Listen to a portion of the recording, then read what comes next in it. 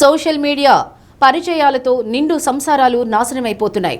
తాత్కాలిక ఆకర్షణలకు, ఆశలకు గురై మానవ సంబంధాలు మరచి కట్టుకున్న వారిని, కడుపున పుట్టిన వారిని కడతీరుస్తున్నారు.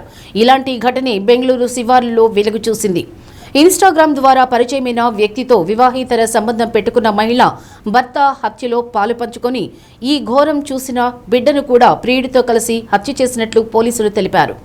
పోలీసుల వివరాల ప్రకారం చిక్కా బాణవార పరిధిలో నివసించే అభినందన్కు భార్య హరిణి, కుమారుడు ఉన్నారు. హరిణి వినయ్ అనే వ్యక్తితో వివాహేతర సంబంధం కొనసాగిస్తుండగా అభ్యంతరం తెలిపిన భర్తను అడ్డు తొలగించడానికి ప్రియుడితో కలిసి పక్కాగా ప్లాన్ చేశారు.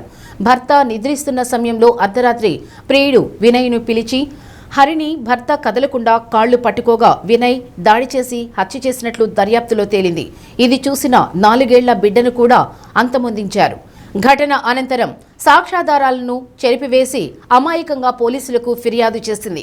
అయితే పోలీసులు పలు కోణాల్లో దర్యాప్తు చేసి ఆమెపై అనుమానంతో తమదైన శైలిలో విచారించగా హరిణి నేరాన్ని అంగీకరించినట్లు పోలీసులు తెలిపారు.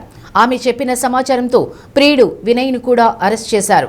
తమ కుమారుడు మనువడిని కిరాతకంగా హత్య చేసిన వినయ్ను కోడలు హరిణిని కఠినంగా శిక్షించాలని కుటుంబ సభ్యులు రోధిస్తున్నారు.